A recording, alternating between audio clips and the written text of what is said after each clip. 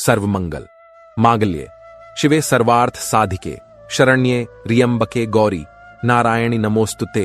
जय माता दी।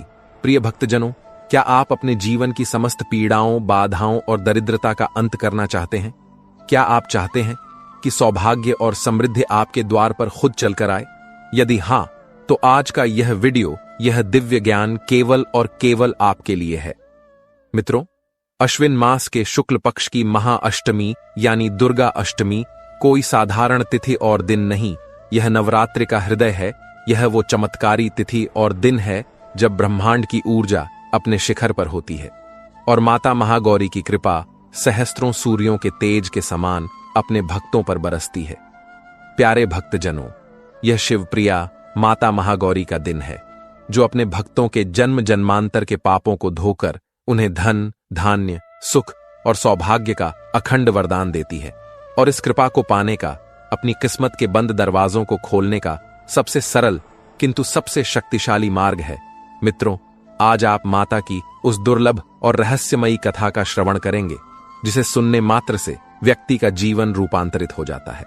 और आगे इस वीडियो में हम आपको दुर्गा सप्तशती और नवरात्रि के दौरान कन्या पूजन का क्या खास महत्व है यह भी समझाएंगे। तो आज अपने सारे काम छोड़कर अपने मन को एकाग्र करके आप पूरी श्रद्धा और विश्वास के साथ उस अमृत कथा में डूबने के लिए तैयार हो जाइए, क्योंकि आज मैं आपको सुनाने जा रहा हूं माता महागौरी की वो चमत्कारी कथा जो आपके जीवन में सुख समृद्धि के नए अध्याय का आरंभ करेगी। तो आइए बड़े ही प्रेम और प्रसन्न चित्त से इस दिव्य कथा का रस पान करते हैं। मित्रों, एक बार नारद जी के उकसाने पर सती ने भगवान शिव से जिद करना शुरू कर दिया कि उनके गले में मुंडों की माला का रहस्य क्या है। बहुत समझाने पर भी जब वह नहीं मानी तो भगवान शिव ने अपना राज्य खोला। शिव ने पार्वती से कहा कि इस मुंडों की माला में जितने भी सिर हैं वे सब तुम्हारे हैं। यह सुनकर माता सती हैरान रह गईं। माता सती ने भगवान शिव से पूछा, प्रभु, यह कैसे संभव है कि सारे मुंड मेरे ही हैं? इस पर शिव ने उत्तर दिया, यह तुम्हारा 108वां अवतार है। इससे पहले तुम 107 बार जन्म लेकर अपना शरीर त्याग चुकी हो और ये सभी मुंड तुम्हारे पिछले जन्मों के प्रतीक हैं। इस माला में अभी भी एक मुंड की कमी है, जिसके बाद यह माला पूरी हो जाएगी। शिव की बात सुनकर माता सती ने शिव से कहा, प्रभु, मैं बार बार जन्म लेती हूं और शरीर त्यागती हूं, लेकिन आप अपना शरीर नहीं त्यागते, ऐसा क्यों है? तब शिव ने हंसते हुए कहा, मैं अमर कथा सुनाता हूं, इसलिए मुझे अपना शरीर नहीं त्यागना पड़ता। इस पर माता सती ने अमर कथा सुनने की इच्छा व्यक्त की। प्रिय भक्तों, जब शिव माता सती को कथा सुनाने लगे तो उन्हें नींद आ गई और वह सुन नहीं सकी। इसलिए उन्हें दक्ष के यज्ञ कुंड में कूदकर अपने शरीर की आहुति देनी पड़ी। शिव ने सती के मुंड को भी माला में शामिल कर लिया। इस प्रकार 108 मुंडों की माला तैयार हो गई। सती का जन्म पार्वती के रूप में हुआ। इस जन्म में पार्वती ने अमृता प्राप्त की और उन्हें अपना शरीर नहीं त्यागना पड़ा। प्यारे दर्शकों, माता महागौरी का जन्म राजा हिमालय के घर हुआ था। कहा जाता है कि भगवान शिव अपनी पहली पत्नी देवी सती की मृत्यु के कारण गहरी समाधि में चले गए थे। जब भगवान शिव ने अपनी समाधि से बाहर आने से इनकार कर दिया तो वे कई वर्षों तक सभी सांसारिक मामलों से विरक्त रहे। इस बीच तारकासुर नामक एक राक्षस देवताओं को परेशान कर रहा था। देवताओं के अनुरोध पर देवी सती ने हिमालय की पुत्री माता शैलपुत्री के रूप में जन्म लिया। उन्हें माता पार्वती के नाम से भी जाना जाता था। पार्वती ने भगवान शिव को जीतने के लिए कठोर तपस्या की। उन्होंने सभी सांसारिक सुखों का भी त्याग कर दिया, क्योंकि वह एक राजकुमारी थीं। हालांकि उन्होंने एक राजकुमारी की तरह रहने से इनकार कर दिया और बिना भोजन या पानी के शिव के लिए कठोर तपस्या की। कहा जाता है कि पार्वती की घोर तपस्या के कारण उन्हें माता ब्रह्मचारिणी के नाम से जाना जाने लगा। हजारों साल बीत गए, लेकिन पार्वती ने हार नहीं मानी। सर्दी, बारिश और तूफानों से जूझते हुए उन्होंने कुछ भी खाने पीने से इनकार कर दिया। उन्होंने मना कर दिया, जिससे उनकी त्वचा काली हो गई और उनका शरीर धूल, गंदगी और पत्तों से ढक गया। इस कठोर तपस्या के कारण पार्वती ने अपनी सारी चमक खो दी और अत्यंत कमजोर हो गईं। अंत में एक लंबे समय के बाद भगवान शिव ने उनकी तपस्या पर ध्यान दिया उनकी भक्ति की परीक्षा ली और महसूस किया कि वह वास्तव में सती की अभिव्यक्ति थीं। भगवान शिव ने पार्वती से विवाह करने के लिए सहमति व्यक्त की। चूंकि वह कमजोर और गंदगी से ढकी हो गई थीं, इसलिए भगवान शिव ने उन्हें शुद्ध करने का फैसला किया और अपने बालों से बहने वाले गंगा के पवित्र जल को पार्वती पर डाला। इस पवित्र जल ने उनके शरीर से सारी गंदगी धो दी और उन्होंने अपनी खोई हुई चमक वापस पा ली। जैसे ही शुद्ध और पवित्र जल उन पर पड़ा, उनकी त्वचा ने अपनी प्राचीन चमक वापस पा ली और वह एक उदात्त चमक में बदल गईं। उनका रंग चंद्रमा की चमक के समान उज्ज्वल हो गया, जिससे भगवान शिव ने उनका नाम महागौरी रखा। तब से उन्हें महागौरी के रूप में जाना जाने लगा। एक दूधिया सफेद रंग, शंख, चंद्रमा या कुंद फूल की सफेदी उनकी उत्तम सुंदरता से मेल नहीं खा सकती थी। एक शुद्ध सफेद साड़ी में पहने वह एक दिव्य प्राणी थीं। एक सफेद बैल पर शान से बैठी, हीरे जड़ित गहनों से सजी, वह हजारों सूर्यों की चमक से चमकती है। चतुर्भुजी होने के कारण 4 भुजाओं वाली वह 2 हाथों में एक त्रिशूल और एक डमरू रखती है, जबकि उनके अन्य 2 हाथ अभय और वर मुद्रा में प्रदर्शित होते हैं। महागौरी की पूजा करने से उनके भक्तों की आत्माओं को शुद्ध करने और उनके पापों और अशुद्धियों को धोने की क्षमता होती है। उनकी पूजा करने और उनकी कहानियों को सुनने से सभी वांछित फल मिलते हैं। विवाहित जीवन सुखी हो जाता है और धन और समृद्धि की प्राप्ति होती है। प्रिय भक्तों, अब हम माता तारा रानी की कथा सुनते हैं। एक समय की बात है, राजा स्पर्श मां भगवती के भक्तों में से एक थे। वह दिन रात उनकी पूजा में लीन रहते थे। राजा को किसी चीज की कमी नहीं थी, वह बस एक बच्चा चाहते थे। सालों तक बच्चा न होने के कारण राजा कुछ निराश थे। एक दिन राजा की भक्ति से प्रसन्न होकर मां भगवती उनके सपने में प्रकट हुई और उन्हें 2 बेटियों का आशीर्वाद दिया। कुछ समय बाद राजा के यहां एक बेटी का जन्म हुआ। अपनी बेटी के जन्म का जश्न मनाते हुए राजा ने एक दावत का आयोजन किया और पंडितों को उसकी कुंडली तैयार करने के लिए बुलाया। सभी ने राजा को बताया कि वह देवी दुर्गा का अवतार है और जहां भी वह कदम रखेगी वहां खुशी होगी, वह देवी की भक्त होगी।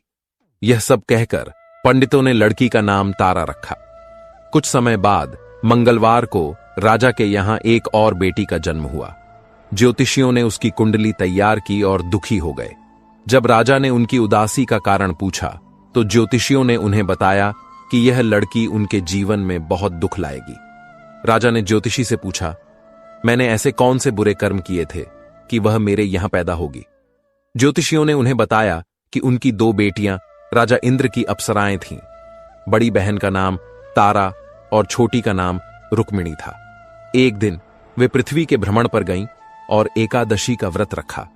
तारा ने अपनी छोटी बहन से कहा, आज एकादशी है, इसलिए बाजार जाकर कुछ ताजे फल खरीद लाओ, लेकिन वहां कुछ भी मत खाना। रुक्मिणी फल खरीदने बाजार गई। उसने मछली देखी और जल्दी से उन्हें खा लिया और अपनी बहन के लिए कुछ खरीद लाई। तारा ने रुक्मिणी से पूछा कि उसने अपने लिए कोई फल क्यों नहीं खरीदा। उसने जवाब दिया कि उसने पहले ही मछली खा ली है। तारा ने गुस्से से जवाब दिया, तुम पापी हो, तुमने एकादशी के दिन मछली खाई। ऐसे बुरे काम के लिए मैं तुम्हें छिपकली बनने का श्राप देती हूं। तारा की बहन तब उसी जंगल में छिपकली के रूप में रहने लगी। एक प्रसिद्ध ऋषि गुरु गोरख भी अपने कुछ शिष्यों के साथ वहां रहते थे। उनका एक शिष्य बहुत अहंकारी था। अपने अभिमान के कारण शिष्य ने एक पानी के बर्तन में पानी भरा और अकेले ध्यान में बैठ गया। जब एक प्यासी गाय वहां आई तो उसने पानी के बर्तन में अपना मुंह डाला और पी लिया। जैसे ही गाय ने हाथ बढ़ाया, पानी का बर्तन नीचे गिर गया, जिससे ऋषि का ध्यान भंग हो गया। ऋषि ने देखा कि गाय ने पानी पी लिया है। क्रोधित होकर ऋषि ने गाय को एक जोड़ी चिमटे से गंभीर रूप से घायल कर दिया। जब गुरु गोरख को इस घटना का पता चला तो वह तुरंत गाय को देखने गए। जैसे ही उन्होंने उसकी हालत देखी, उन्होंने अपने अहंकारी शिष्य को आश्रम से निकाल दिया। कुछ दिनों बाद गाय के प्रति की गई क्रूरता के पापों का प्रायश्चित करने के लिए उन्होंने एक यज्ञ का आयोजन किया। जिस अहंकारी शिष्य ने गाय को चिमटे से मारा था, उसे भी यज्ञ का पता चला। उसने खुद को एक पक्षी में बदल लिया और यज्ञ स्थल पर गया और अपनी चोंच से भोजन में एक मरा हुआ सांप रख दिया। किसी को इस बात की जानकारी नहीं थी। जैसे ही यह सब सामने आया, तारा द्वारा शापित छिपकली रुक्मिणी देख रही थी। उसने सोचा कि इसे खाने से सब लोग मर जाएंगे। सभी की जान बचाने के लिए रुक्मिणी एक छिपकली के वेश में सबके सामने भोजन पर गिर पड़ी। लोगों ने छिपकली को कोसा और बर्तन खाली करने लगे। उसी समय भोज के आयोजकों ने भोजन में मरे हुए सांप को भी देखा। तभी सबको समझ आया कि छिपकली ने जानबूझकर सबकी जान बचाने के लिए भोजन में गिरी थी। छिपकली होने के बावजूद उसके अच्छे इरादों के कारण यज्ञ में मौजूद सभी महत्वपूर्ण लोगों ने कहा कि हमें छिपकली के उद्धार के लिए प्रार्थना करनी चाहिए। पंडित ने आगे बताया कि यह सभी की प्रार्थना के माध्यम से था कि छिपकली तीसरे जीवन में आप जैसे पराक्रमी राजा के यहां बेटी के रूप में पैदा हुई थी। तारा ने अपना दूसरा जन्म तारामती के रूप में लिया और अयोध्या के राजा हरिश्चंद्र से विवाह किया। इस सब के बाद पंडितों ने राजा रुक्मिणी को मारने की सलाह दी। राजा ने कहा, मैं एक बेटी को कैसे मार सकता हूं? यह एक पाप होगा। तब ज्योतिषियों ने उन्हें सोने और चांदी के साथ एक बक्सा बंद करने, लड़की को अंदर रखने और उसे पानी में बहा देने की सलाह दी। उसमें जड़े सोने और चांदी को देखकर लोग निश्चित रूप से उसे नदी से बाहर निकालेंगे और लड़की की जान बच जाएगी। राजा ने ज्योतिषियों की सलाह के अनुसार किया। नदी में सोने और चांदी से जड़े बक्से को देखकर काशी के पास एक भील ने उसे बाहर निकाला। उसके कोई संतान नहीं थी, इसलिए उसने बक्से के अंदर की लड़की को पालने का फैसला किया। भील और उसकी पत्नी ने उसे बहुत प्यार से पाला और उसका नाम रुक्मिणी रखा। जैसे ही वह बड़ी हुई, उन्होंने रुक्मिणी का विवाह कर दिया। रुक्मिणी की सास तारामती राजा हरिश्चंद्र के महल में एक सफाई कर्मी के रूप में काम करती थी। कुछ दिनों के बाद रुक्मिणी की सास बीमार पड़ गईं और रुक्मिणी उनकी जगह पर काम करने लगी। तारामती ने उसे देखा और अपने पिछले जीवन से उसके पुण्य को पहचान कर उसे अपने साथ बैठने के लिए कहा। रुक्मिणी ने जवाब दिया, मैं एक भील हूं, इसलिए मैं तुम्हारे बगल में नहीं बैठ सकती। तब तारामती ने उससे कहा, तुम अपने पिछले जीवन में मेरी बहन थी। तुमने एकादशी के व्रत पर मछली खाई थी और मैंने तुम्हें छिपकली में बदलकर दंडित किया था। अब तुम एक इंसान के रूप में पुनर्जन्म ले चुकी हो, इसीलिए इस जीवन में माता दुर्गा देवी की पूजा करो और पुण्य कर्म करो। उनकी माता की पूजा करने से तुम्हारी सभी इच्छाएं पूरी होंगी। अपने पति से यह सुनने के बाद रुक्मिणी माता दुर्गा देवी से एक बेटे के लिए प्रार्थना करती है और कहती है कि अगर उसकी इच्छा पूरी हो जाती है तो वह अपने घर में दुर्गा देवी पूजा और एक जागरण करेगी। माता दुर्गा देवी उसकी प्रार्थना सुनती हैं और उसका एक बेटा होता है। बेटे के जन्म के बाद रुको उसकी देखभाल और लाड प्यार में माता दुर्गा देवी की पूजा करना भूल जाती है। 5 साल बीत जाते हैं और फिर एक दिन बच्चे को चेचक हो जाती है। बच्चे की हालत देखकर एक चिंतित रुख अपने पिछले जीवन से अपनी बहन तारामती के घर जाती है और उसे समस्या के बारे में बताती है। तारामती तब उससे पूछती है कि क्या उसने मां दुर्गा की पूजा में कोई गलती की है। रुक्मिणी को तब याद आता है कि उसने मां दुर्गा के लिए एक जागरण आयोजित करने की कसम खाई थी। यह याद करके रुक्मिणी को पछतावा हुआ और उसने अपनी मां से कहा कि जैसे ही बच्चा ठीक हो जाएगा वह अपने घर पर एक जागरण का आयोजन करेगी। अगले ही दिन उसका बेटा पूरी तरह से स्वस्थ हो जाता है। तब रुक्मिणी माता रानी के मंदिर जाती है और पुजारियों से मंगलवार को अपने घर पर एक जागरण आयोजित करने के लिए कहती है। रुक्मिणी की बातें सुनकर पुजारी कहते हैं, बस मुझे 1 रुपया दे दो और हम तुम्हारे लिए मंदिर में ही एक जागरण का आयोजन करेंगे। तब रुक्मिणी कहती है, मुझे पता है कि मैं एक चपरासिन हूं, लेकिन आपको मेरे घर आना चाहिए और एक जागरण का आयोजन करना चाहिए। मां किसी भी तरह से भेदभाव नहीं करती हैं, इसलिए आपको भी ऐसा नहीं करना चाहिए।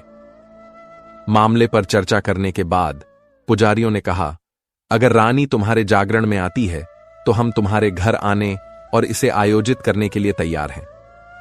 पुजारियों को सुनकर रुक्मिणी अपनी बहन रानी तारामती के पास जाती है।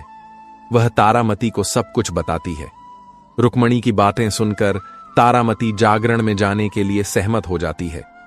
जब रुक्मिणी पुजारी को यह बताने जाती है तो सेन नाम का एक नाई उनकी बातचीत सुन लेता है। वह फिर जाकर राजा हरिश्चंद्र को सब कुछ बताता है। राजा को लगता है कि रानी को एक निचली जाति के घर में एक जागरण में शामिल नहीं होना चाहिए, इसलिए वह उसे नींद आने से रोकने के लिए अपनी उंगली काट लेता है। जब जागरण का समय आता है तो राजा को अभी भी जागते हुए देखकर रानी चुपचाप देवी दुर्गा देवी से प्रार्थना करती है कि राजा सो जाए ताकि वह जागरण में शामिल हो सके। रानी की प्रार्थना के कुछ ही समय बाद राजा सो जाता है। रानी तारामती तब रोशनदान से एक रस्सी बांधकर महल से रुक्मणी के घर उतरती है। जल्दबाजी में रानी का रेशमी रूमाल और एक पैर का कंगन रास्ते में गिर जाता है। कुछ समय बाद राजा हरिश्चंद्र जागते हैं।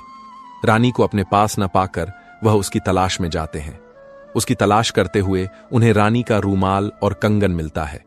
रानी का सामान अपने साथ लेकर राजा जागरण स्थल पर पहुंचते हैं और चुपचाप बैठकर जागरण सुनते हैं। देवी दुर्गा देवी की स्तुति के जयकारों के साथ जागरण समाप्त होता है और सभी को प्रसाद दिया जाता है। रानी अपने हिस्से का प्रसाद अपने बैग में डाल लेती है। जब रानी ऐसा करती है तो लोग उससे पूछते हैं कि वह इसे क्यों नहीं खा रही है। अगर वह प्रसाद नहीं खाएगी तो जागरण में शामिल लोग भी नहीं खाएंगे। रानी जवाब देती है, वह प्रसाद राजा के लिए था, अब कृपया मुझे दे दो। अपने लिए प्रसाद लेकर रानी सबके सामने उसे खाती है। जैसे ही रानी प्रसाद खाती है, जागरण में मौजूद सभी भक्त भी ग्रहण करते हैं। बाद में रानी महल के लिए निकल जाती है। रास्ते में राजा उसे रोकता है और पूछता है, तुमने एक निम्न जाति के परिवार से प्रसाद खाकर खुद को अपवित्र कर लिया है? तुमने मेरे लिए भी प्रसाद रखा है और अब तुम मुझे भी इससे अपवित्र करना चाहती हो। अब मैं तुम्हें अपने महल में नहीं ले जा सकता। यह कहकर जब राजा रानी के बैग को देखता है तो प्रसाद के बजाय उसे गुलाब और चंपा जैसे कई फूल, कच्चे चावल और सुपारी मिलती है। तब चुपचाप राजा रानी को अपने साथ ले जाता है और महल पहुंचता है। रानी वह बिना माचिस के माता रानी के सामने एक दीपक जलाकर राजा हरिश्चंद्र को आश्चर्यचकित कर देती है। तब रानी कहती है कि माता के दर्शन के लिए बहुत बड़ा बलिदान देना पड़ता है। इसके लिए आपको अपने पुत्र रोहिताश्व का बलिदान देना होगा, तभी मां दुर्गा आपके सामने प्रकट होंगी। यह सुनकर राजा को माता के दर्शन की इच्छा होने लगी, जिसके लिए राजा अपने पुत्र का बलिदान कर देता है। बलिदान करने के बाद मां दुर्गा एक शेर पर सवार होकर प्रकट होती हैं। उन्हें देखकर राजा हरिश्चंद्र बहुत खुश हुए और मां दुर्गा ने तुरंत राजा के पुत्र को फिर से जीवित कर दिया। इस चमत्कार को देखकर राजा हरिश्चंद्र खुश हुए और फिर राजा ने पूरी विधि विधान से माता की पूजा की और अपनी गलतियों के लिए उनसे माफी मांगी। मां दुर्गा ने भी राजा को खुश रहने का आशीर्वाद दिया और ध्यान में चली गईं।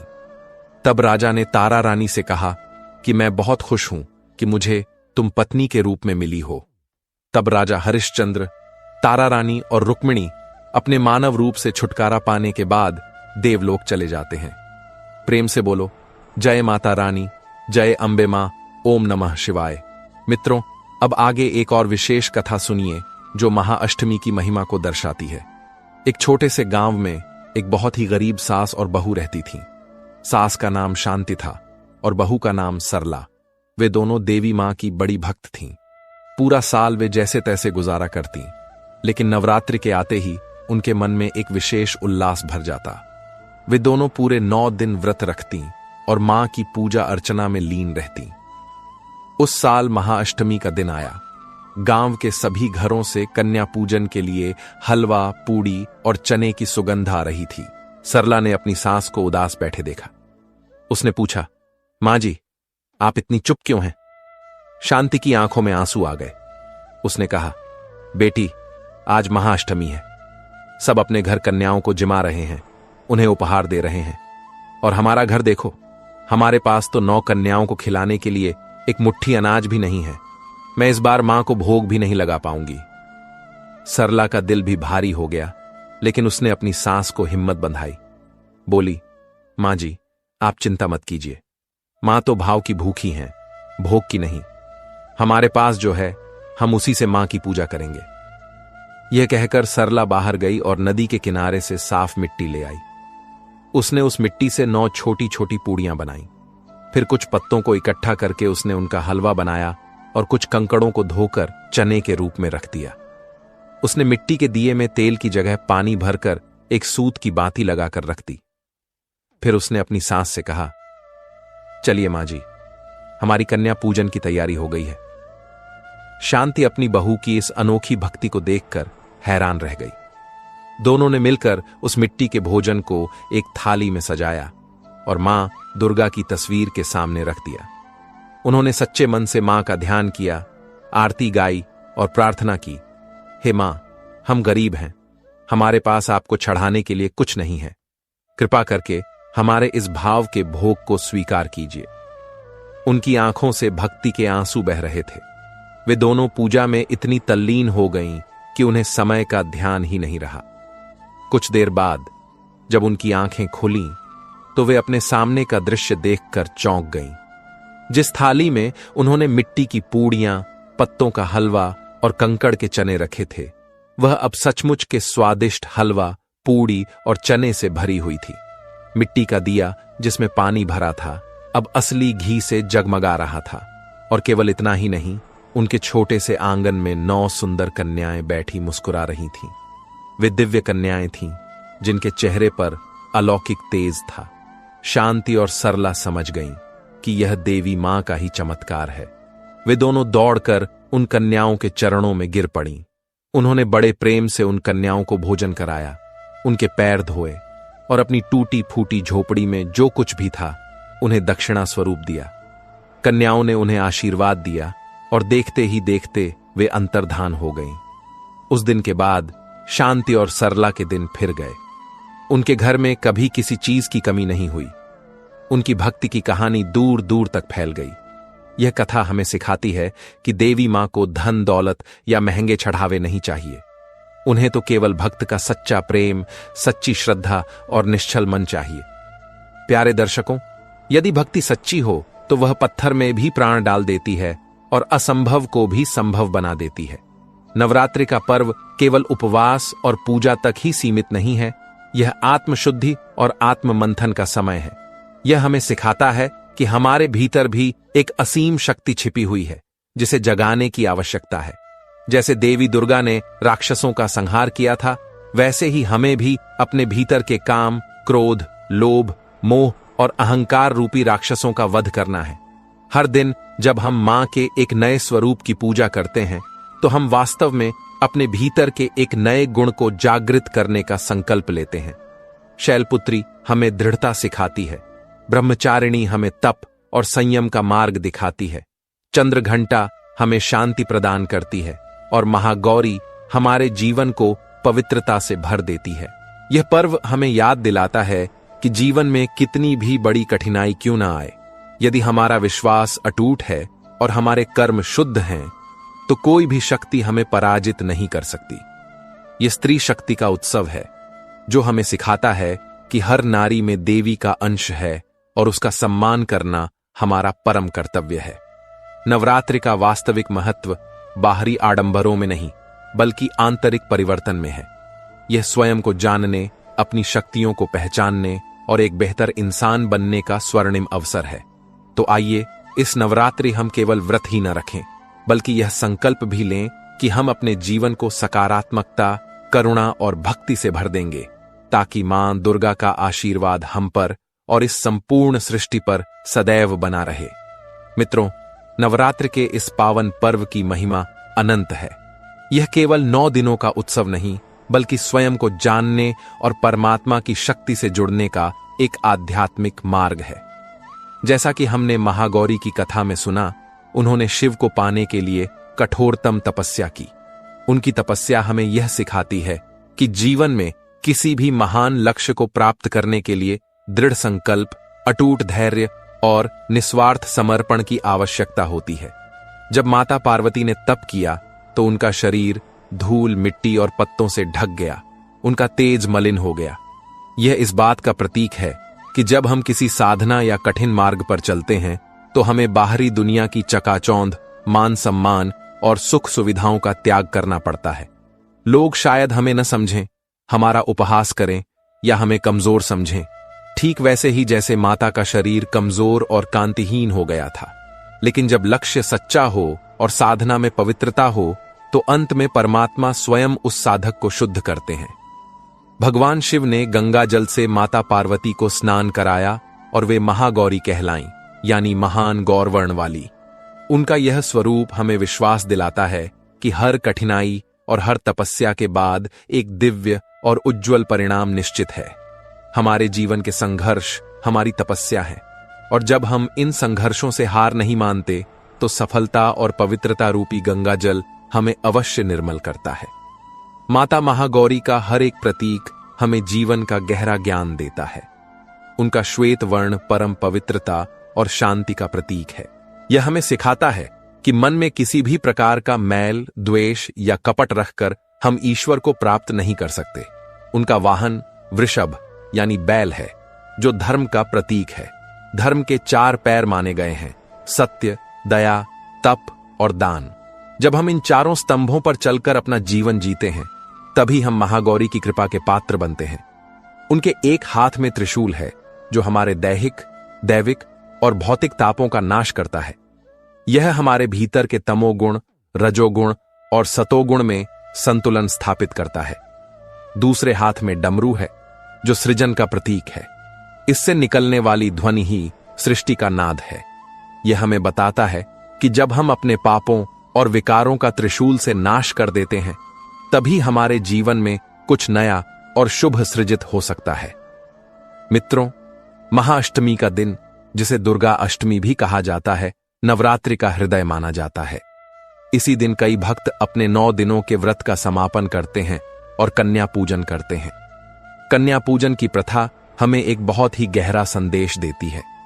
इस दिन 9 छोटी बालिकाओं को देवी का स्वरूप मानकर उनकी पूजा करना, उन्हें भोजन कराना और उनसे आशीर्वाद लेना, यह केवल एक परंपरा नहीं है, बल्कि यह दृष्टि को बदलने का एक माध्यम है। यह हमें सिखाता है कि हर स्त्री, हर बालिका में उसी आदिशक्ति का अंश है। जिस समाज में नारी का सम्मान होता है, उसे पूजा जाता है, वहीं देवताओं का वास होता है। यह प्रथा हमें अहंकार से मुक्त करती है और हमें सिखाती है कि दिव्यता किसी मंदिर या मूर्ति में ही नहीं, बल्कि हर जीवंत प्राणी में देखी जा सकती है, विशेषकर उन निष्पाप कन्याओं में जो साक्षात देवी का रूप है। इसी संदर्भ में हम आपको एक और कथा सुनाते हैं जो सच्चे भक्त की शक्ति को दर्शाती है। एक गांव में भोला नाम का एक कुम्हार रहता था। वह मां दुर्गा का अनन्य भक्त था। वह दिन भर मिट्टी के बर्तन बनाता और शाम को मां की सेवा में लग जाता। उसके पास न धन था, न कोई बड़ा मंदिर। उसने अपनी झोपड़ी के एक कोने में ही मिट्टी की एक सुंदर प्रतिमा स्थापित कर रखी थी और उसी की पूजा करता था। गांव का जमींदार बहुत अमीर लेकिन अहंकारी था। वह हर साल नवरात्रि में बड़ा आयोजन करता, पंडितों को बुलाता, 56 भोग लगाता, लेकिन उसके मन में भक्ति से ज्यादा दिखावा और अभिमान था। वह अक्सर भोला का मजाक उड़ाता और कहता, अरे भोला, तेरी मिट्टी की देवी तुझे क्या देगी? भक्ति करनी है तो हमारी तरह सोने चांदी से करो। भोला बस मुस्कुरा देता और कहता, जमींदार साहब, मेरी मां तो भाव की भूखी है, सोने चांदी की नहीं। एक बार गांव में भयंकर सूखा पड़ा। नदी तालाब सब सूख गए, फसलें जल गईं और लोग पानी की एक एक बूंद के लिए तरसने लगे। जमींदार ने बड़े बड़े यज्ञ करवाए, हजारों ब्राह्मणों को भोजन कराया, लेकिन बारिश की एक बूंद भी नहीं गिरी। सब परेशान होकर थक हार कर बैठ गए। तब अष्टमी की रात को भोला अपनी झोपड़ी में अपनी मिट्टी की देवी के सामने बैठा था। उसकी आंखों में आंसू थे। उसने देवी से कहा, मां, मैं तो एक साधारण कुम्हार हूं।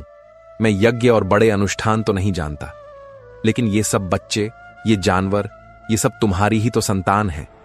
क्या तुम इन्हें प्यासा देख सकती हो? मां, मुझसे इनका दुख नहीं देखा जाता। कृपा करो मां, कृपा करो। यह कहकर वह पूरी रात मां के भजन गाता रहा। उसकी भक्ति में इतनी सच्चाई और इतनी पीड़ा थी कि उसका हृदय पिघलकर आंसुओं के रास्ते बह रहा था। जब सुबह हुई तो पूरा गांव एक चमत्कार देखकर हैरान रह गया। आकाश काले बादलों से घिराया और ऐसी मूसलाधार वर्षा हुई जैसी कई सालों में नहीं हुई थी। नदी तालाब सब भर गए, सूखी धरती तृप्त हो गई और लोगों के चेहरों पर खुशी की लहर दौड़ गई। सब समझ गए कि यह चमत्कार जमींदार के धन से नहीं, बल्कि भोला की सच्ची पुकार से हुआ है। उस दिन जमींदार का अहंकार टूट गया और वह भोला के पैरों में गिरकर अपनी भूल की क्षमा मांगने लगा। भोला ने उसे उठाकर गले से लगा लिया और कहा, जमींदार साहब, क्षमा मुझसे नहीं, मां से मांगिए, वह तो बस मन की पवित्रता देखती है। उस दिन के बाद पूरा गांव समझ गया कि भक्ति का संबंध धन दौलत से नहीं बल्कि सच्चे हृदय से होता है। प्रिय मित्रों, इन कथाओं के माध्यम से हमने आपको यह बताना चाहा है कि नवरात्रि का पर्व हमारे भीतर की यात्रा का पर्व है। यह अपने अंदर के अहंकार, लालच और द्वेष रूपी राक्षसों को मारने का समय है।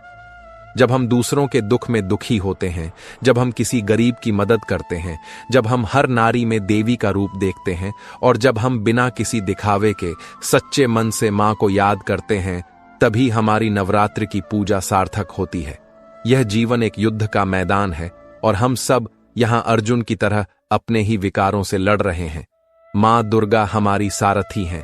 यदि हम अपनी जीवन की लगाम उनके हाथों में सौंप दें तो कोई भी महिषासुर, कोई भी शुंभ निशुंभ हमें पराजित नहीं कर सकता। प्रिय भक्तों, अब हम आपको इस नवरात्रि पर स्पेशल दुर्गा सप्तशती सुनाते हैं। मित्रों, माता दुर्गा के सप्तशती अध्याय में निशुंभ के वध का वर्णन मिलता है, तो आज हम आपको यह सुनाते हैं। मित्रों, एक बार राजा ने कहा, हे ऋषियों के महान, मैं सुनना चाहता हूं कि रक्त बीज की मृत्यु के बाद क्रोध से भरे शुंभ और निशुंभ ने क्या किया। तब प्यारे दर्शकों, महर्षि मेधा ने कहा, रक्त बीज की मृत्यु पर शुंभ और निशुंभ बहुत क्रोधित हुए। अपनी विशाल सेना को इस तरह नष्ट होते देखकर निशुंभ देवी पर हमला करने के लिए दौड़ा। उसके साथ कई शक्तिशाली राक्षस भी देवी को मारने के लिए दौड़े। पराक्रमी शुंभ ने अपनी सेना के साथ चंडिका को मारने की कोशिश की। तब शुंभ और निशुंभ और देवी के बीच एक भयंकर युद्ध हुआ। दोनों राक्षस देवी पर ऐसे बाण फेंकने लगे जैसे बादलों से बारिश हो रही हो। देवी ने उनके बाणों को अपने बाणों से काट दिया और दोनों राक्षसों को अपने हथियारों से घायल कर दिया। निशुंभ एक तेज तलवार और एक चमकदार ढाल से लैस होकर देवी के शेर पर हमला किया। अपने वाहन को क्षतिग्रस्त देखकर देवी ने शुभ नामक अपना बाण चलाया। उसकी तलवार और ढाल से निशुंभ कट गया। तलवार और ढाल कट जाने के बाद निशुंभ ने अपनी शक्ति से देवी पर हमला किया। देवी ने उसे अपने चक्र से 2 टुकड़ों में तोड़ दिया। तब राक्षस क्रोध से भस्म हो गया और देवी को मारने के लिए उसकी ओर एक भाला फेंका, लेकिन देवी ने उसे अपनी गदा से कुचल दिया। तब उसने एक गड्ढे के साथ देवी पर हमला किया। देवी ने गड्ढे को अपने त्रिशूल से जला दिया। इसके बाद वह हाथ में कुल्हाड़ी लेकर देवी की ओर दौड़ा। देवी ने उसे अपने तेज बाणों से जमीन पर सुला दिया। अपने पराक्रमी भाई निशुंभ को इस तरह मरते देखकर शुंभ क्रोध से भरकर देवी को मारने के लिए दौड़ा। वह रथ में बैठा था, उत्कृष्ट हथियारों से सुसज्जित था और अपनी 8 बड़ी भुजाओं से पूरे आकाश को ढके हुए था। शुंभ को आते देखकर देवी ने अपना शंख बजाया और धनुष से बहुत कठोर ध्वनि की। इसके साथ ही उसकी घंटी की ध्वनि, जो पूरी राक्षस सेना की शक्ति को नष्ट करने में सक्षम थी, सभी दिशाओं में फैल गई। इसके बाद देवी के शेर ने भी अपना सिर उठाया। दहाड़, जो सबसे मजबूत पुरुषों के अभिमान को भी चकनाचूर कर देगी, ने आकाश, पृथ्वी और सभी 10 दिशाओं को भर दिया। तब आकाश में कूदकर काली ने अपने दांत और हाथ पृथ्वी पर पटक दिए। ऐसा करने से ऐसी ध्वनि उत्पन्न हुई कि पिछली सभी ध्वनियां शांत हो गईं। इसके बाद शिवदूती ने राक्षसों के लिए एक भय उत्प्रेरण हमला किया, जिसे सुनकर राक्षस कांप उठे और शुंभ बहुत क्रोधित हुआ। तब अंबिका ने उससे कहा, हे दुष्ट, स्थिर खड़े रहो। तब आकाश से सभी देवताओं ने जय हो का नारा लगाया। शुंभ वहां आया और आग की लपटों से भरी एक बहुत ही भयंकर शक्ति छोड़ी, जिसे देखकर देवी ने उसे महोलका नामक अपनी शक्ति से काट दिया। हे राजा, तब तीनों लोग शुंभ के सिंहनाद से भर गए और उसकी प्रतिध्वनि ने ऐसी भयानक ध्वनि उत्पन्न की जिसने पिछली सभी ध्वनियों पर विजय प्राप्त कर ली। देवी ने शुंभ द्वारा छोड़े गए बाणों को काट दिया और शुंभ ने देवी द्वारा छोड़े गए बाणों को अपने बाणों से 100 और 1000 टुकड़ों में काट दिया। इसके बाद जब चंडिका ने क्रोध से भरकर शुंभ को अपने त्रिशूल से मारा तो वह बेहोश होकर पृथ्वी पर गिर पड़ा। जब उसे होश आया तो उसने अपना धनुष लाया और देवी काली और शेर को अपने बाणों से घायल कर दिया। तब राक्षस ने 10,000 भुजाएं धारण करके देवी को अन्य हथियारों जैसे हथियारों से ढक दिया। देवी दुर्गा क्रोधित होकर उन डिस्कस और बाणों को अपने बाणों से काट दिया। यह देखकर निशुंभ हाथ में गदा लेकर चंडिका को मारने के लिए दौड़ा। जैसे ही वह आया, देवी ने उसकी गदा को एक तेज धार वाली तलवार से काट दिया। उसने फिर एक त्रिशूल उठाया। निशुंभ, जिसने देवताओं को कष्ट दिया था, को हाथ में त्रिशूल लेकर आते देखकर चंडिका ने उसके सीने पर अपने त्रिशूल से प्रहार किया और उसका सीना चीर दिया। जब त्रिशूल से वार हुआ तो उसके सीने से उसी के समान एक शक्तिशाली राक्षस निकला जो चिल्ला रहा था, रुको रुको रुको। उसे देखकर देवी जोर से हंस पड़ी। इससे पहले कि वह भाग पाता, उसने अपनी तलवार से उसका सिर काट दिया। जैसे ही उसका सिर कटा, वह जमीन पर गिर पड़ा। तब दहाड़ते हुए शेर राक्षसों को खाने लगा। काली शिवदूती भी राक्षसों का खून पीने लगी। कुमारी की शक्ति से कई महान राक्षस नष्ट हो गए। ब्रह्मा के कमंडल के जल से कई राक्षस नष्ट हो गए। कई राक्षस माहेश्वरी के त्रिशूल से छेदे गए और जमीन पर गिर पड़े और वाराही के प्रहार से चकनाचूर हो गए। वैष्णवी ने भी पराक्रमी राक्षसों की हड्डियों को अपने चक्र से निकाल दिया और उन्हें यमलोक भेज दिया। कई पराक्रमी राक्षस आंद्री द्वारा टुकड़ों में काट दिए गए। कई राक्षस मारे गए और कई भाग गए। कई को काली शिवदूती और शेर ने खा लिया। अब आगे महर्षि मेधा ने कहा, हे राजा, अपने प्यारे भाई को मरा हुआ और अपनी सेना को नष्ट देखकर राक्षस राजा शुंभ क्रोध से भरकर बोला, हे दुष्ट दुर्गा, गर्व मत करो, क्योंकि तुम दूसरों की शक्ति से लड़ रही हो। तब देवी ने कहा, हे दुष्ट, देखो मैं अकेली हूं। इस दुनिया में मेरे अलावा और कौन है? ये सभी मेरी शक्तियां हैं। देखो, ये सभी मुझ में प्रवेश कर रही हैं। इसके बाद ब्रह्माणी आदि सभी देवियां उस देवी के शरीर में विलीन हो गईं और देवी अकेली रह गईं। तब देवी ने कहा, मैंने अपनी दिव्य शक्ति से यहां कई रूपों में प्रकट हुई थी। मैंने उन सभी रूपों को इकट्ठा कर लिया है। अब मैं यहां अकेली खड़ी हूं, तुम भी यहीं रहो। महर्षि मेधा ने कहा।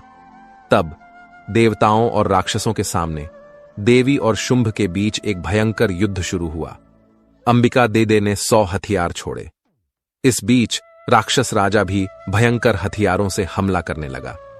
राक्षस ने देवी द्वारा छोड़े गए 100 हथियारों को अपने हथियारों से काट दिया। इसी तरह देवी ने शुंभ द्वारा छोड़े गए हथियारों को अपनी भयंकर गर्जना से काट दिया। जब राक्षस ने देवी को 100 बाणों से ढक दिया तो क्रोध से भरकर देवी ने उसके धनुष को अपने बाणों से नष्ट कर दिया। जब धनुष कट गया तो दत्तेंद्र ने अपनी शक्ति का इस्तेमाल किया, लेकिन देवी ने उसे काटकर फेंक दिया। तब दत्तेंद्र एक चमकदार ढाल के साथ देवी की ओर दौड़ा, लेकिन जब वह देवी के पास पहुंचा तो देवी ने उसकी चमकदार ढाल को अपने उग्र बाणों से काट दिया। दत्तेंद्र का घोड़ा मर गया, रथ टूट गया, सारथी मारा गया। तब उसने एक भयानक गदा ली और देवी पर हमला करने गया, लेकिन देवी ने उसकी गदा को भी अपने तेज बाणों से काट दिया। इस पर राक्षस ने क्रोध से भरकर देवी के सीने पर बहुत जोर से मुक्का मारा। जब राक्षस ने देवी को मुक्का मारा तो देवी ने भी उसके सीने पर एक जोरदार थप्पड़ मारा। उस थप्पड़ को खाने के बाद राक्षस जमीन पर गिर पड़ा, लेकिन तुरंत खड़ा हो गया। उसने देवी को पकड़ लिया और आकाश में छलांग लगा दी और एक युद्ध हुआ। युद्ध ने ऋषियों और देवताओं को चकित कर दिया। देवी ने आकाश में राक्षस से लंबे समय तक युद्ध किया। तब देवी ने उसे आकाश में घुमाया और जमीन पर फेंक दिया। दुष्ट राक्षस फिर से उठा और देवी को मारने के लिए दौड़ा। उसे अपनी ओर आते देखकर देवी ने उसका सीना चीर दिया और उसे जमीन पर फेंक दिया। देवी के त्रिशूल से घायल होकर राक्षस ने अपनी अंतिम सांस ली। उसकी मृत्यु पर महासागर, द्वीप, पहाड़ और पृथ्वी सभी कांप उठे। उस दुष्ट आत्मा की मृत्यु के साथ पूरी दुनिया खुश और स्वस्थ हो गई और आकाश साफ हो गया। वर्षा सूचक बादल और उल्का वर्षा जो पहले हो रही थीं, शांत हो गईं। उसकी मृत्यु पर नदियां अपने उचित पथ पर बहने लगीं। सभी देवताओं के हृदय आनंद से भर गए। गंधर्व सुंदर गीत गाने लगे, गंधर्व ढोल बजाने लगे और अप्सराएं नाचने लगीं। पवित्र हवा बहने लगी।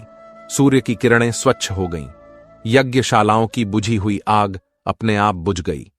यह जल उठी और सभी दिशाओं में शांति फैल गई। मित्रों, अब आगे महर्षि मेधा कहते हैं कि राक्षस के मारे जाने के बाद इंद्र जैसे देवता आग को सामने रखकर माता कात्यायनी की स्तुति करने लगे। उस समय उनके चेहरे अपनी वांछित इच्छाओं की प्राप्ति के कारण खुशी से चमक रहे थे। देवताओं ने कहा, हे देवी, जो समर्पण करने वालों के दुखों को दूर करती हैं, आप प्रसन्न हैं। हे संपूर्ण ब्रह्मांड की माता, आप प्रसन्न हैं। हे विंध्येश्वरी, आप दुनिया की रक्षा करती हैं, क्योंकि आप इस चल और अचल की देवी हैं। हे देवी, आप संपूर्ण ब्रह्मांड का आधार हैं, क्योंकि आप पृथ्वी के रूप में भी मौजूद हैं और अपार शक्ति वाली देवी हैं। आप विष्णु की शक्ति और ब्रह्मांड का बीज परम ब्रह्म हैं, और आपने इस संपूर्ण ब्रह्मांड को मोहित कर लिया है। केवल जब आप प्रसन्न होती हैं तो यह पृथ्वी मोक्ष प्राप्त करती है। हे देवी, सभी ज्ञान आपके विभिन्न रूप हैं। इस दुनिया की सभी महिलाएं आपकी छवियां हैं। आपने अकेले इस दुनिया को व्याप्त किया है। कोई आपकी प्रशंसा कैसे कर सकता है, क्योंकि आप ज्ञान का सर्वोच्च रूप हैं और सभी प्राणियों को स्वर्ग और मोक्ष प्रदान करने वाली हैं। इसलिए इस रूप में आपकी प्रशंसा की गई है। आपकी प्रशंसा के लिए इससे बेहतर तरीका क्या हो सकता है। हे नारायणी देवी, जो ज्ञान के रूप में सभी लोगों के दिलों में निवास करती हैं और स्वर्ग और मोक्ष प्रदान करती हैं, आपको नमस्कार। कलाकाष्ठ आदि के रूप में राज्यों को परिवर्तन की ओर ले जाने वाली और प्राणियों का अंत करने वाली, हे नारायणी देवी, आपको बारंबार नमस्कार। आपको नमस्कार, हे नारायणी, सभी शुभों का शुभ रूप, हे शिव, जो सभी उद्देश्यों को पूरा करती हैं। हे 3 आंखों वाली, समर्पण करने वालों के प्रति दयालु, आपको नमस्कार। शाश्वत देवी, जो सृष्टि, पालन और समर्थन की शक्ति है, गुणों का आधार और सभी सुखों से परिपूर्ण, आपको नमस्कार। हे नारायणी, जो आपके शरण में आए गरीबों और व्यथितों की रक्षा के लिए तैयार हैं, जो सभी दर्द दूर करती हैं, आपको नमस्कार। हे नारायणी, आप ब्रह्माणी का रूप लेती हैं और हंसों द्वारा खींचे गए एक विमान पर बैठती हैं और कुश घास से धन्य जल छिड़कती हैं, आपको नमस्कार। महेश्वरी रूप, त्रिशूल, हे नारायणी, जो चंद्रमा और सांप पहनती हैं और एक महान बैल पर सवारी करती हैं, आपको नमस्कार। हे लक्ष्मी, लज्जा, महाविद्या, श्रद्धा, पुष्टि, धा, ध्रुवा, महारा और महाविद्या, मुंडमर्दिनी का रूप, आपको नमस्कार। हे मेधा सरस्वती, सर्वोच्च ऐश्वर्य का रूप, पार्वती, महाकाली, नियंत्रक और भगवान का रूप, आपको बारंबार नमस्कार। हे सभी रूपों वाली देवी, सर्वेश्वरी, सर्वशक्तिमान, हमें भय से बचाओ, आपको नमस्कार। हे कात्यायनी, 3 अक्षरों से सुशोभित आपका कोमल मुख हमें सभी प्रकार के भय से बचाए, आपको नमस्कार। हे भद्रकाली, आपका त्रिशूल, जो एक लौ की तरह भयंकर है और सभी राक्षसों को नष्ट कर देता है, हमें भय से बचाए, आपको नमस्कार। हे देवी, आपकी घंटी, जो इस ब्रह्मांड को अपनी ध्वनि से भर देती है और राक्षसों की प्रतिभा को नष्ट कर देती है, हमें एक मां की तरह बचाए जो अपने बेटों की रक्षा करती है।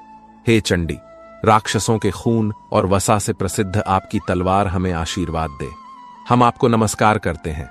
हे देवी, जब आप प्रसन्न होती हैं तो आप सभी रोगों को नष्ट कर देती हैं, और जब आप अप्रसन्न होती हैं तो आप सभी इच्छाओं को नष्ट कर देती हैं। जो आपकी शरण लेते हैं उन्हें कभी कोई विपत्ति का सामना नहीं करना पड़ता, बल्कि जो आपकी शरण लेते हैं वे दूसरों को आश्रय प्रदान करने में सक्षम हो जाते हैं। आपने इन विश्वासघाती राक्षसों को कई रूप और विभिन्न रूप धारण करके मार डाला है। आपके अलावा और कौन ऐसा कर सकता था। 14 विद्या, 6 शास्त्र और 4 वेद आपके प्रकाश से प्रकाशित होते हैं। उनमें आपका वर्णन है। जहां भी राक्षस, जहरीले सांप और दुश्मन हैं, और यहां तक कि समुद्र के बीच में भी आप हमारे साथ रहती हैं और इस दुनिया की रक्षा करती हैं, आपको नमस्कार।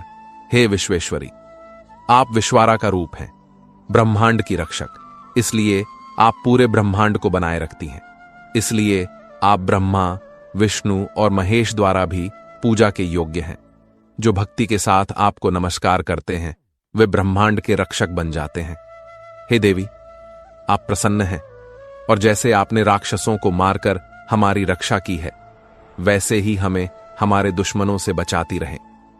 पूरी दुनिया के पापों को नष्ट करो। पापों और उनके परिणाम स्वरूप होने वाली महामारियों जैसी प्रमुख परेशानियों को जल्दी से दूर करो। दुनिया के कष्टों को दूर करने वाली देवी, अपनी सुरक्षा में आने पर हम पर प्रसन्न हो। हे तीनों लोकों के निवासियों द्वारा पूजित देवी, हमें एक वरदान दो। देवी ने कहा, हे देवताओं, मैं तुम्हें एक वरदान देने के लिए तैयार हूं। अपनी इच्छानुसार एक वरदान मांगो, मैं तुम्हें दूंगी। देवताओं ने कहा, हे सर्वेश्वरी, इसी तरह तीनों लोकों के निवासियों के सभी कष्टों को दूर करती रहो और इसी तरह हमारे दुश्मनों को नष्ट करती रहो। देवी ने कहा, वैवस्वत मनवंतर के 22वें युग में और भी महान राक्षस शुंभ और निशुंभ पैदा होंगे। उस समय मैं नंदगोप के घर में यशोदा के गर्भ से जन्म लूंगी और विंध्याचल पर्वत पर शुंभ और निशुंभ की मदद करूंगी। तब पृथ्वी पर एक बहुत ही भयंकर रूप में आकर मैं वप्रचिति नामक राक्षसों का नाश करूंगी। उन भयानक महान राक्षसों को खाते समय मेरे दांत अनार के फूलों की तरह लाल होंगे।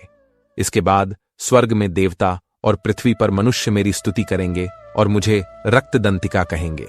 तब जब 100 वर्षों तक बारिश नहीं होगी तो ऋषियों की स्तुति पर मैं योनिजा नाम से प्रकट होऊंगी और अपनी 100 आंखों से ऋषियों को देखूंगी।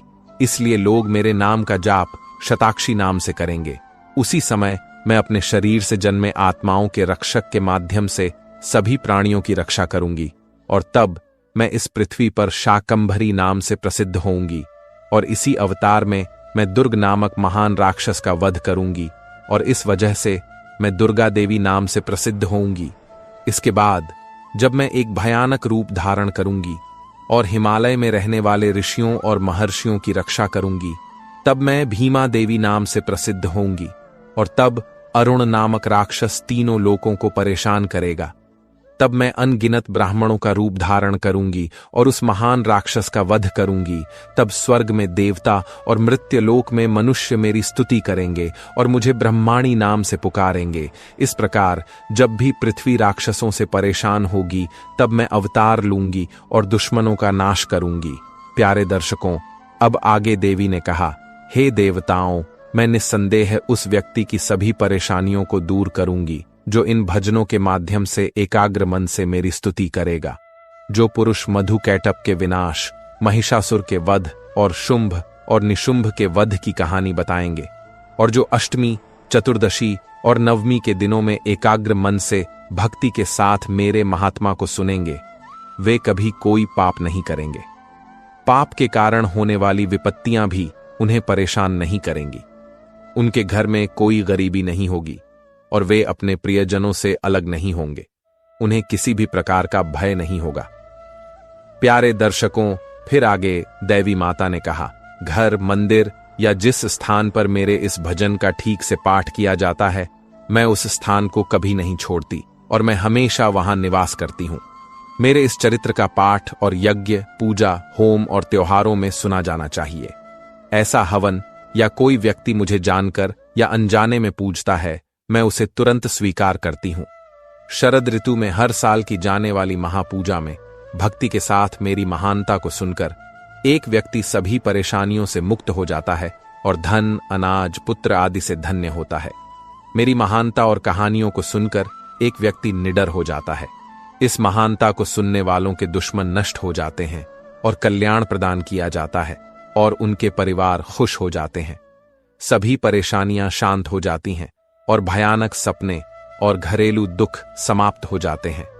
मेरी यह महानता अशुभ ग्रहों से पीड़ित बच्चों को परम शांति देती है। यह लोगों के बीच दोस्ती स्थापित करने में मदद करता है जब उनके बीच कोई अनबन होती है। मेरी यह महानता लोगों को मेरी जैसी शक्ति प्राप्त करने में सक्षम बनाती है।